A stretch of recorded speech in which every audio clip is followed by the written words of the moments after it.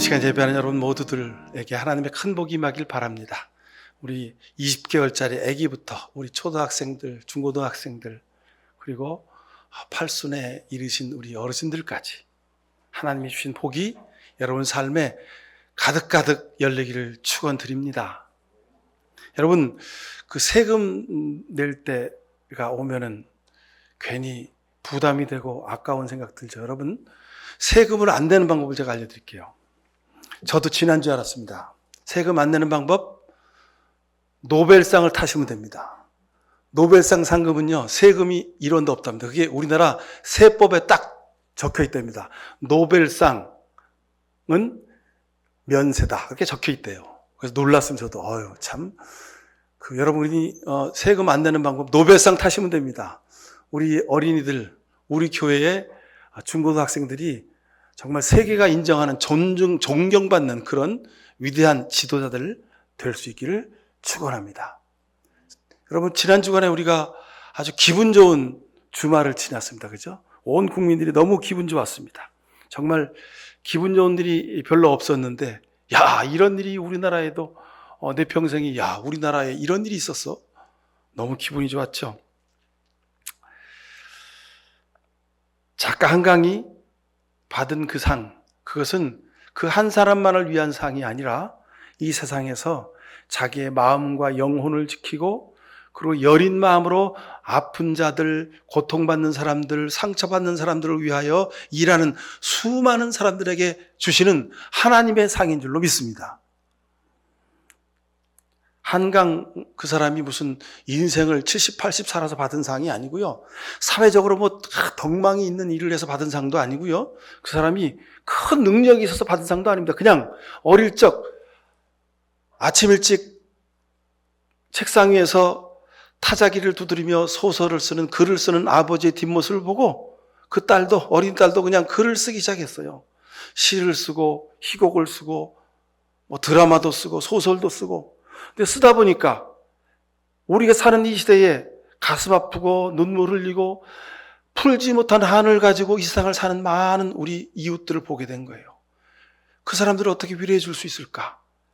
두 손 모아 기도하는 마음으로 자기가 그 소설을 썼다는 거예요. 그랬더니 하나님이 그 여류 작가에게 상을 주신 겁니다. 저는 그렇게 믿음의 눈으로 그렇게 해석을 했습니다. 문학의 문외한인 저도 이렇게 기쁜데 글을 쓰는 같은 동료들, 시인들, 작가들, 소설가들, 이 사람들 얼마나 기쁠까? 근데 또 하나 기쁜 사람들이 있읍시다. 제가 어젯밤에 운전을 하다가 뉴스를 들으니까 밤 12시 뉴스인데 하여간 지금 우리 이 수도권 인근에 있는 모든 인쇄소 윤전기가 불이 났답니다. 그냥 모든 직원들이 철야 근무를 하는 거예요. 금요일 밤부터 토요일 밤, 아마 앞으로 며칠 밤을 일할지 모르겠는데 하여간 몇 달 동안 이렇게 일했으면 좋겠다고 그런 얘기를 하더군요. 금요일 하루만 한강 작가의 소설이 35만 부가 팔렸다죠. 그러니까 수백만 부 팔리는 건 시간 문제인 것 같습니다. 또 기쁜 사람이 있습니다. 그 한강의 작품을 그냥 이 사람이 부커상을 탔대? 맨부커상을 탔대? 무슨 소설일까? 그러고 그냥 의문스러운 마음으로 그 책을 사가지고 읽었던 사람들. 특이하네. 소설이 좀 어렵네. 이 사람은 왜 이렇게 아픈 사람들, 상처받은 사람들, 한을 품은 사람들의 이야기를 주제로 소설을 쓸까? 하고 의문을 가지고 있던 사람들. 그 사람들이 얼마나 기분 좋겠어. 내가 역시 사람 보는 눈이 있어. 여러분도 같은 마음이실 거라고 생각합니다. 더욱이 더 감동적인 것은 이 한강 작가가 노벨 수상 기자회견을 일절하지 않고 있습니다. 그냥 옛날에 나왔던 그런 화면들을 방송실에서 그냥 그 영상 감독들이 뒤져가지고 그걸 편집해서 그냥 이렇게 내보냅니다. 그리고 그 한강 작가의 마음은 그 책을 펴낸 출판사의 편집장이 그냥 대신 전해주는 정도인 거죠. 왜 그럴까? 그랬더니 그 아버지가 그러시더군요. 세계 곳곳에서 전쟁으로 하루에도 수천 명씩 지금 죽어나가고 있는데 무슨 내가 상 받았다고 기뻐 춤추고 그렇게 잔치할 일이 없다는 겁니다. 제가 그 얘기를 들으면서 제 가슴이 울컥했어요. 꼭 제 형제가, 제 자식이, 딸이 상 받은 것도 아닌데 왜 제 마음이 이렇게 울컥할까요? 글만 잘 쓰는 것이 아니라, 글만 그 노벨상감이 아니라 그 한강 작가의 마음도 노벨상감이었던 것을 제가 보게 된 겁니다. 아마도 하나님이 그 마음 보시고 노벨상 위원회의 그 위원들을, 심사위원들의 마음을 감동시키셔서 희망이 없는 이 시대에, 아픔이 많은 사람들이 많은 이 시대에 저들에게 소망을 주는 사람에게 상을 줘야 되겠다고 한강 작가를 노벨문학상 수상자의 명단에 올린 듯 싶습니다. 제가 목사로서 마지막 칭찬을 한번 하면, 한강의 마음은 하나님을 닮았습니다. 그 사람은 신앙이 없는 사람이에요. 근데 소설을 쓰는데 기도하는 마음으로 썼다는 거예요. 저들이 이 책을 읽고 이 책을 읽은 마음, 독자들의 마음 속에 하나님의 위로가 가득하기를 기도한 마음으로 썼다는 거예요. 이 작가의 마음 속에는 하나님의 측은히 여기는 마음이 가득 들어있는 것을 제가 보게 되었습니다. 저도 이참에 책을 좀 구입해서, 언제 좀 한가해지면, 한 달 좀 지나면 한가해지겠죠? 그러면 그때 좀 구입해서 꼭 읽어보고 싶습니다. 그리고 그 은혜를 여러분과 함께 나누면 좋겠습니다. 사랑하는 성도 여러분, 하나님은 이처럼 우리의 예배하는 자리에서뿐만 아니라 우리 삶의 자리에서, 우리가 먹고 마시는, 일하고 글 쓰고 공부하는 그 자리에서 아픈 마음과 한스러운 마음과 고통당하는 사람들을 배려하고 그들을 위로하고 보듬는 마음을 가지고 사는 사람, 그 사람을 하나님이 위대하게 쓰십니다. 바로 그 마음이 하나님의 마음입니다.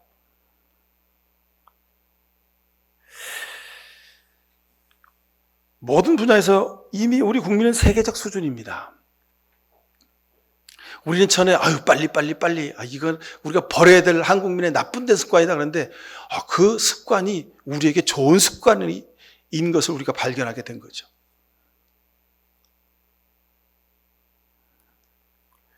폴란드에서 우리나라에 무슨 전차를 구매를 했는데, 왜 그러냐면 미국에다가 당신이 만든 전차 세계적 수준이니까 좀 파세요. 그리고 주문했더니만 2년 뒤, 3년 뒤에 온대요. 근데 한국에다가 주문하면 언제쯤 줄 수 있겠다 그랬더니 6개월 뒤면 주겠다고. 그래가지고 계약서에 6개월 뒤에 받기로 그렇게 작성을 하고 계약을 했대죠. 근데 석 달 만에 그냥 전차를 8대나 실어 보냈다는 거 아닙니까? 그러니까 위대한 민족입니다. 근데 이게 경제적인 일, 그런 물질을 쓰고 사는 생활에서뿐만 아니라 문화적 격이 선진국 나라다운 그런 나라가 되었습니다. 하지만 아쉬운 것이 있죠. 아직도 정치 지도자들의 수준은 7, 80년대의 후진국적인 권위주의에 머물러 있습니다. 어느 순간에 그렇게 돌아가 버리고 말았습니다. 이번에 알게 된 사실이 있는데, 오스카상의 봉준호 감독, 에미상의 황동혁 감독, 아카데미상 윤여정 배우, 또 이번에 노벨문학상을 받은 한강 작가까지 공통점이 있습니다. 대한민국 정부가 지정한 블랙리스트 인사라는 겁니다. 이 사람들은 반국가적 성향이 있는 사람이니까 절대 공적인 일에 공식적으로 초대하지 말아라, 그렇게 정부가 지정한 사람들이라는 거죠. 참으로 한심스러운 일이죠. 그죠? 세계는 이 사람들을 위대한 세계적 리더라고 인정하는데, 우리나라에선 블랙리스트에 올려가지고 꺼려하는 인물로 삼았다는 겁니다. 아직도 흘러간 옛 노래를 부르는 사오정들이 지도자라고 서 있으니 참 안타까울 뿐입니다. 우리가 이제 기도해야 됩니다. 우리 국민의 수준에 합당한 리더십이 이 나라를 이끌어갈 수 있도록 하나님 인도해 주세요. 그렇게 기도해야 합니다. 자, 이런 기도하는 마음으로, 기쁜 마음으로 오늘 성경을 보니 예수님도 세상을 살면서 안타까운 마음, 한스러운 마음, 고통당하는 사람들을 향하여 말씀을 하고 계신 것을 봅니다. 오늘 우리가 예배 중에 함께 읽은 말씀이 있죠. 마태복음 5장의 팔복으로 읽으셨죠.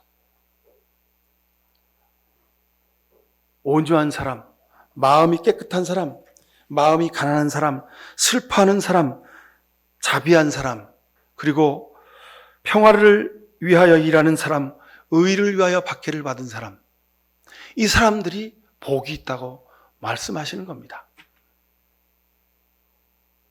자, 그렇게 주옥과 같은 말씀을 듣고 예수님과 함께 동역한 예수님의 제자들이 있습니다. 근데 이 제자들 중에 베드로, 야고보, 요한, 이들은 수제자였습니다. 근데 오늘 성경 보니까 성경 앞에 보면 야고보와 요한의 어머니가 예수님한테 자기 아들들을 데리고 와서 독대를 한 겁니다. 그리고 예수님한테 요청한 겁니다. 주님 하늘나라가 이루어지거든요. 예수님이 앉으신 그 보좌 오른쪽과 왼쪽에 저희 아들들을 좀 앉혀주세요. 그렇게 부탁한 겁니다. 그 이야기를 들은 예수님이 너무도 안타까워서 지금 네가 무슨 말을 하고 있는지 너희가 모르는구나. 내가 마시는 잔을 내가 마실 수 있느냐? 물으신 겁니다. 그리고 그 뒤에 하신 말씀이 오늘 본문의 말씀입니다. 자, 보십시오. 오늘 본문 앞에 17절, 19절 보십시오. 17절에서 19절 보십시오. 예수님이 예루살렘에 올라가시면서 12제자를 따로 불러서 앉혀놓고 마지막 당부의 말씀하신 겁니다. 예루살렘에 올라가는데 너희 이것만은 꼭 기억하라는 겁니다. 봐라. 우리가 이제 예루살렘에 올라가고 있는데 내가 대제사장들과 율법학자들한테 잡혀가지고 고통당하고 십자가 달려 죽을 거다.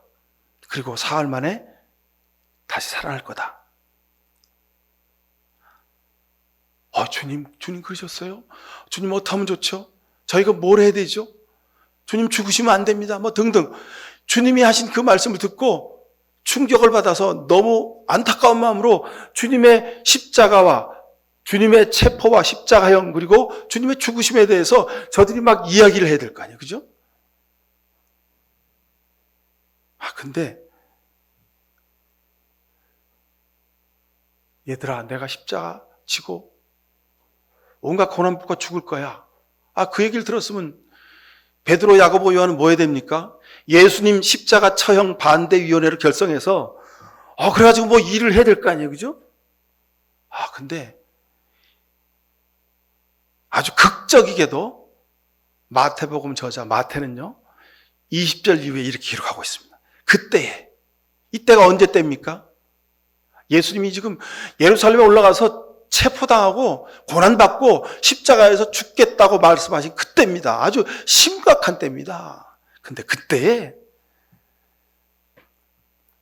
야고보와 요한의 어머니가 야고보와 요한을 데리고 예수님한테 가서 주님이 뭐 십자가 지고 죽으시든 말든 그건 상관없고요. 하여간 주님이 그러면 하늘나라의 주인이 되시고 정권을 잡으신다는 얘기 아닙니까? 그러면 우리 아들 국무총리, 검찰총장 자리에 좀 앉혀주세요. 그 얘기하는 거예요, 지금. 예수님이 얼마나 안타까우셨겠습니까?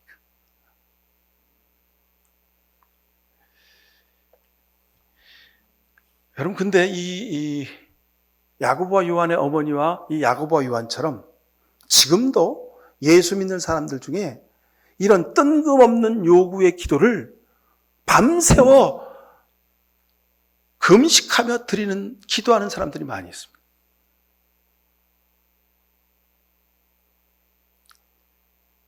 예수 믿고 구원받아서 교회 생활해가지고 현실 생활에서 뭔가 이득과 권세와 높은 자리를 얻게 해달라는 거예요. 하나님, 제게 축복을 달라는 거예요.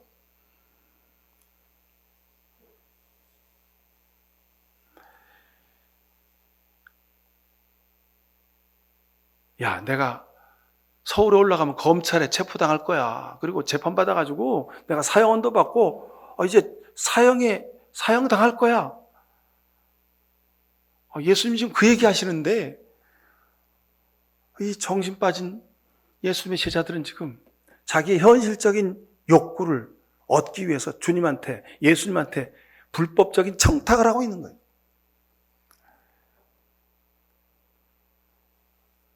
근데 예수님이 하늘나라의 정권을 잡으면, 하나님이 이 땅에 하나님의 나라를 세우면 하나님 보호자 우편에 좌편에 나를 앉혀달라고 외치는 사람들이 많이 있다는 거예요. 이 땅의 그리스도인들 중에서. 그래서 그런 사람들 중에 사람들이 또 10월 20 며칠 날 무슨 광화문에서 200만 성도가 모이자고 막 지금 난리예요. 광고를 하고. 여러분 그 자리에 절대 가지 마십시오. 그건 기도의 자리가 아니라 그건 자기 현실적인 욕구를 채우려는 교계 지도자들의 헛된 망나니 노름에 불과합니다. 성도들을 이용해가지고요, 200만 광화문에 모여서, 야, 봐라, 내가 200만원은 이런 정치적 파워가 있어? 나한테 와서 절해. 이런 겁니다. 여러분, 기도를 교회에서 하죠. 왜 광화문 내거리 가서 기도를 해요? 예? 검찰총장, 국무총리 자리 하려면 나한테 와서 머리를 조아지려는 거예요. 그런 영적 권위가 내게 있다는 거예요. 야고보, 요한뿐만 아니라요, 오늘 이 시대를 사는 그리스도인들, 이 땅의 교계 지도자들이 똑같이 이 죄를 범하고 있다는 겁니다. 성경은 출건 말씀합니다. 예수님이 걸어가시는 길과 예수님이 하시는 말씀과 예수님의 생각과 예수님의 구원의 도와 제자들의 생각, 제자들이 걸어가는 길, 제자들이 원하는 구원의 도가 완전히 다른 것을 봅니다.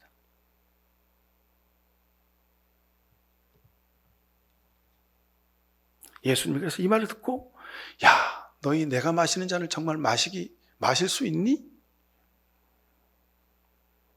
근데 이 말씀을 예수님은 겟세마네 동산에서 마지막 십자가 잡혀가시기 전에, 주님, 아버지 하나님, 내가 이 잔을 마실 수 있습니까?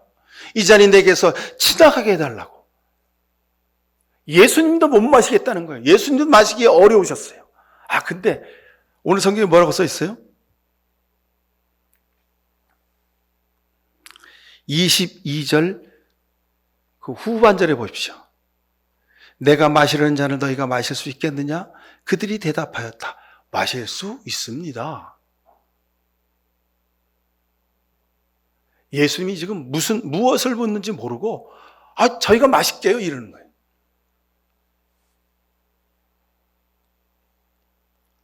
예수님이 얼마나 안타깝고 답답해하시고 얼마나 참담하셨을까요? 3년 동안 동고동락하면서 그렇게 나를 위하여 수고하고 내 말씀을 듣고 또 따로 불러서 특별 과외까지 했는데 아직도 수제자라고 하는 베드로, 야고보, 요한조차도 예수의 마음을 모르고 있는 거예요.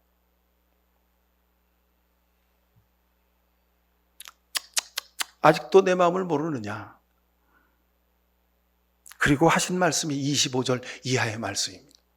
자, 세상의 권세자들은 백성을 내리누르고 통치자들은 세도를 부린다. 그러나 너희는 이 세상을 본받지 말아라. 내가 이루려는 하나님의 나라는 너희가 앉으려는 하늘 보좌의 오른쪽과 왼쪽은 이 세상 것이 아니다. 이렇게 말씀하시는 겁니다. 여러분, 그래서 세상의 길과 믿음의 길은 이렇게 다릅니다. 너희끼리는 그렇게 해서는 안 된다는 거예요. 예수 믿는 너희는, 그리스도인인 너희는 세상 사람들처럼 그렇게 살면 안 된다는 거예요. 너희가 위대하길 원하느냐? 너희가 국무총리, 검찰총장이 되길 원하느냐? 그러면 누구든지 너희는 섬기는 사람이 되어가라. 너희 가운데 으뜸이 되고자 하는 마음이 있느냐? 그러면 종이 되어야 한다. 인자는 섬김을 받으러 온 것이 아니라 섬기러 왔고 많은 사람을 위하여 자기 목숨을 몸값으로 치러주려고 왔기 때문이다. 제가 지난주에 믿음은 과정이라고 말씀드렸습니다. 어떤 삶, 어떤 과정을 살아야 되는지 예수님이 오늘 조목조목 말씀하는 겁니다. 위대하기 원하느냐? 그러면 섬겨라. 으뜸이 되고자 원하느냐? 그러면 꼴찌가 되라. 종이 되라. 섬김을 받기 원하느냐? 그러면 생명을 주어서 섬겨라. 그렇게 말씀하시는 겁니다. 어떻게 살 것이냐? 이것이 문제입니다. 어떻게 구원을 받느냐? 성경을 몇 절 외우고 무슨 훈련 과정을 3개월, 4개월 하고 매년마다 재직 수련회를 받고 무슨 과정을 또 하고 예수님이 그렇게 말씀하셨으면 얼마나 좋아요. 우리가 그렇게 하고 있으니까. 근데 예수님은 그것에 관심이 없으셨습니다. 어떻게 사느냐? 위대하게 되길 원하느냐? 그러면 섬기는 사람이 되어라. 으뜸이 되길 원하느냐? 그러면 맨 꼴찌의 자리에 앉고 종이 되라 말씀하십니다. 위대해지고 싶으냐? 으뜸이 되길 원하느냐? 섬김을 받고프냐? 예수님은 우리 인생의 본질을 보신 겁니다. 모든 세상살이의 본질이 여기 있다고 보신 겁니다. 여러분, 위대해지고 싶은 것, 으뜸이 되고픈 것, 섬김을 받고픈 것, 이건 어디에서 비롯된 겁니까? 욕심입니다. 욕망. 위대해지려는 이유는 자기 욕망에서 비롯됩니다. 으뜸이 되길 원하는 것도 자기 욕심입니다. 섬김을 받고픈 것도 자기 욕심입니다. 세상에 내 힘으로 태어난 사람 한 사람 없습니다. 세상에 자기 손에 금부치를 들고 어머니 자궁에서 태어난 생명 한 생명 없습니다. 그리고 죽는 순간에 세상에 있는 모든 것을 다 두고 가는 것이 우리 누구나 다 아는 현실입니다. 근데 태어날 때부터 금수를 태워놨다는 거예요. 죽을 때 금수를 갖고 죽겠다는 거죠. 이게 위대해지고 싶고 으뜸이 되고 싶고 섬김을 받고 싶은 욕심입니다. 사람들은 이것들을 위해서 평생을 살고 모든 노력을 다합니다. 그래서 과정을 생략하고 과정은 아무렇게나 제멋대로 합니다. 모든 수단과 방법을 동원해서 결과를 만들어내고자 합니다. 욕심을 부려서 자격도 안 되는데 결과를 화려하고 풍성하게 화장해가지고 딱 내놓습니다. 조작입니다. 사기입니다. 숨긴 겁니다. 모함을 한 겁니다. 과정이 없으면 가짜입니다. 그래서 오늘 예수님은 과정이 있어야 된다. 어떤 과정? 으뜸이 되려면, 위대하게 되려면 섬기는 과정이 있어야 되고, 으뜸이 되고자 하려면 종으로 사는 과정이 있어야 되고, 섬김을 받으려면 목숨을 몸값으로 주는 과정이 있어야 된다.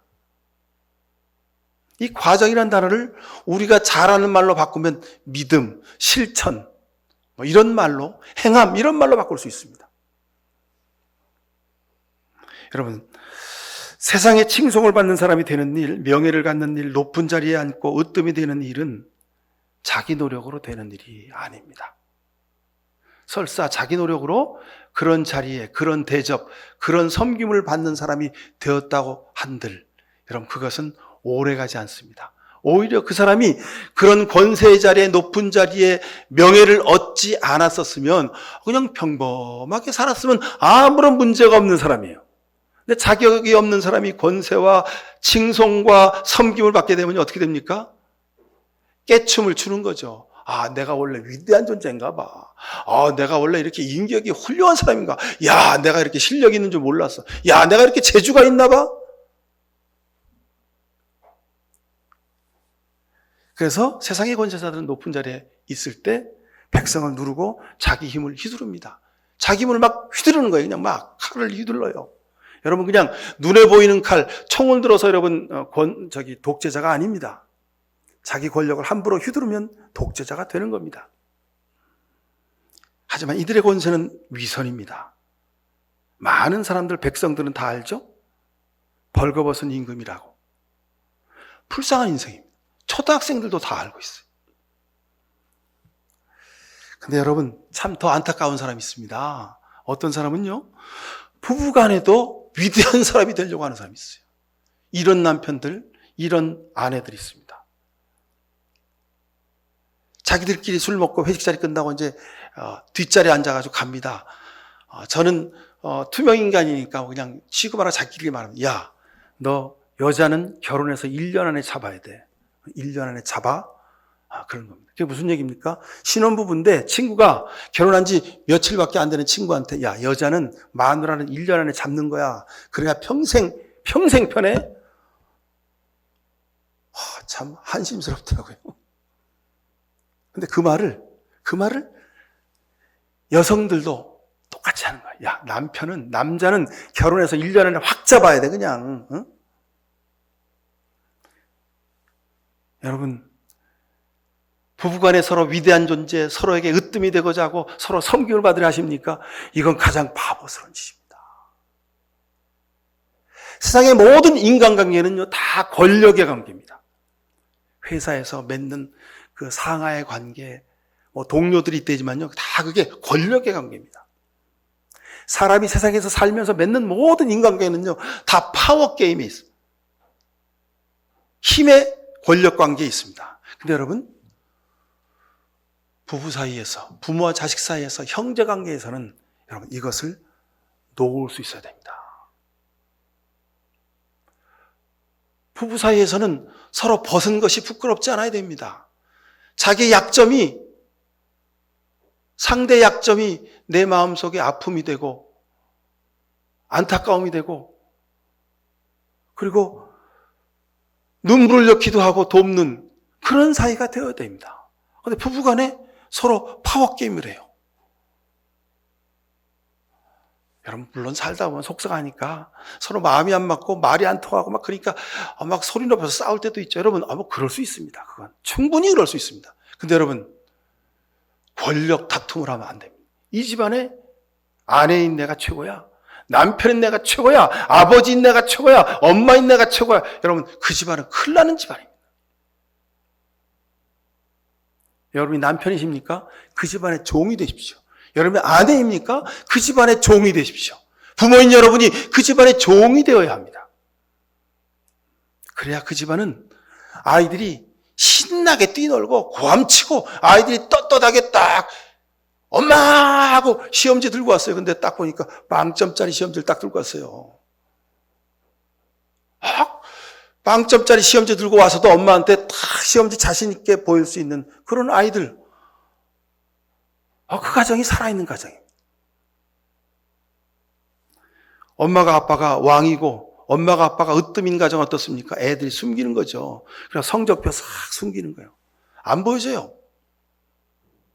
어릴 때부터 부모에게 자신의 마음을 숨기는 아이들, 그 아이들은 커서도 부부가 돼서도 어른이 돼서도 남들 앞에 자기 마음을 숨기고 사는 거예요.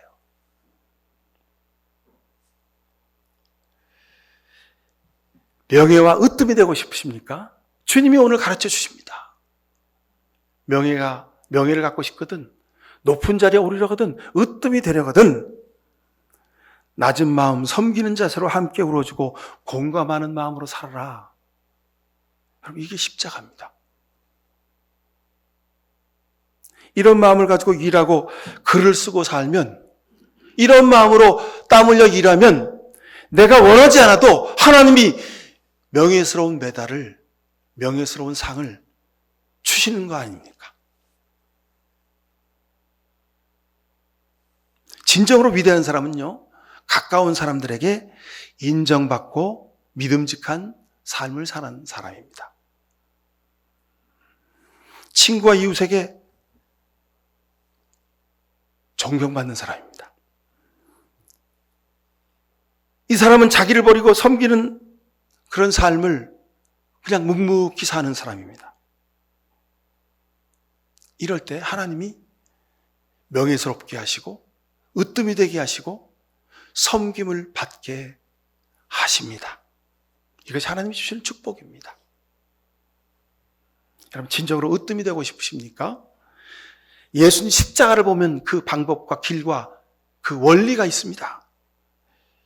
창조주 하나님조차도 피조물인 우리 인간에게 스스로 위대함을 자랑하지 않으셨습니다. 너 나 섬겨야 돼?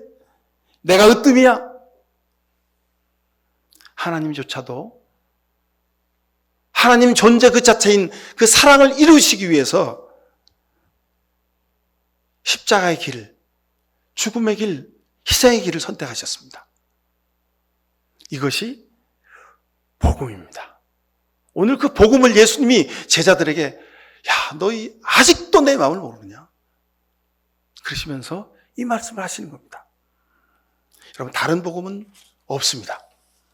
예수 믿고 높은 자리에 오르고 으뜸이 되고 섬김을 받으려고 오늘도 수많은 사람들이 교회에 모여가지고 할렐루야 아멘 하면서 그렇게 구름대처럼 모여서 예배드립니다. 여러분, 예수님이 아직도 내 마음을 모르느냐? 오늘도 그 말씀을 하고 계시는 듯 싶습니다. 예수님 팔아서 자기 욕심을 챙기는 거죠.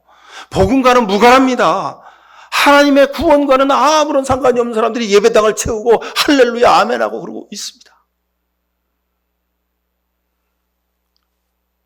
복음, 구원, 은혜 수도 없이 외치는데 복음적인 삶이 없어요. 은혜로운 삶을 살지 않아. 구원받은 사람의 삶을 살지 않아. 그러면서 예수 믿는다고 그렇게 자기 착각 속에 살아갑니다.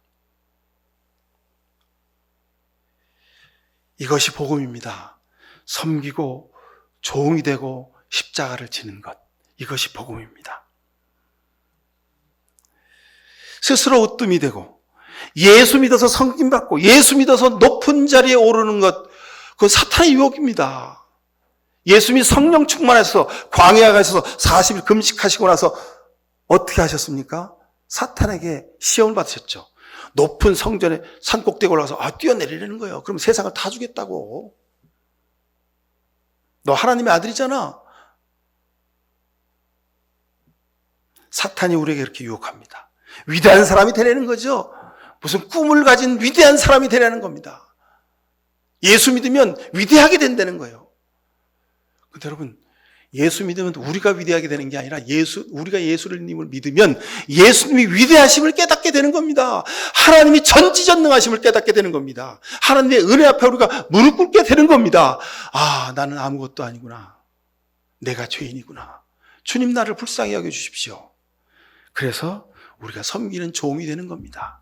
그래서 우리가 맨 꼴찌에 뒷자리에 앉게 되는 겁니다.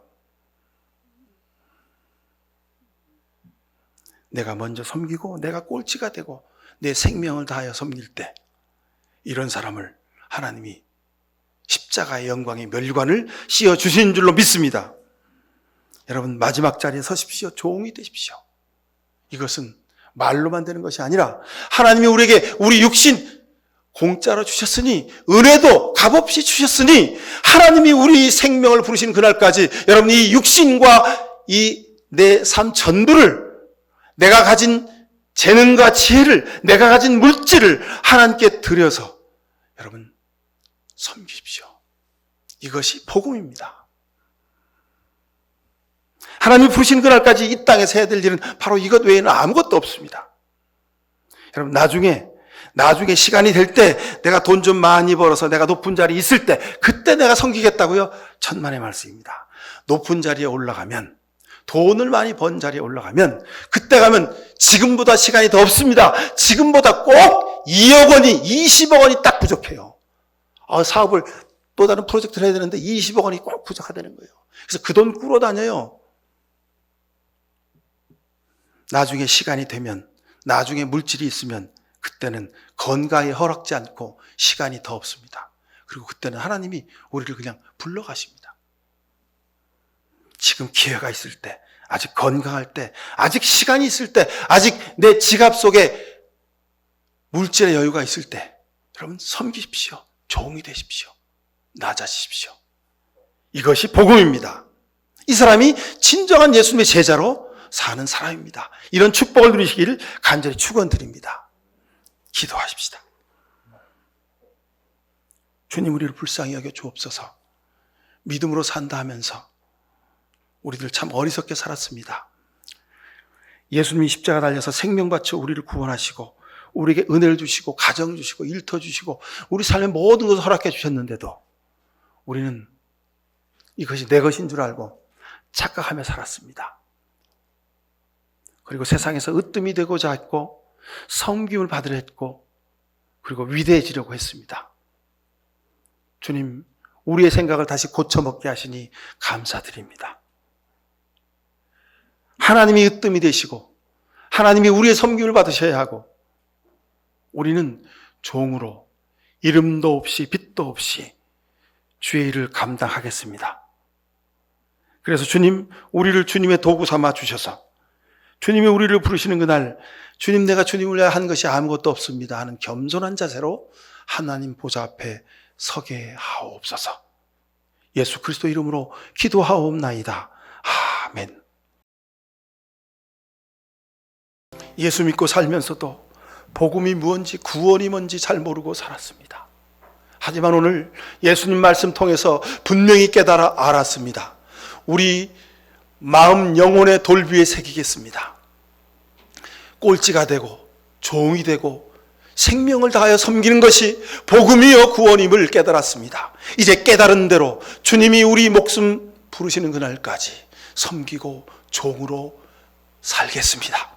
이런 귀한 결단하는 이 시간 머리 숙인 모든 주의 백성들 머리 위와 저들의 가정과 사랑하는 자녀와 땀 흘려낸 일터 위에 하나님의 사랑과 예수 그리스도의 십자가의 은혜와 성령의 복렬의 숨이 영원까지 함께해 주시옵기만을 간절히 축원하옵나이다. 아멘.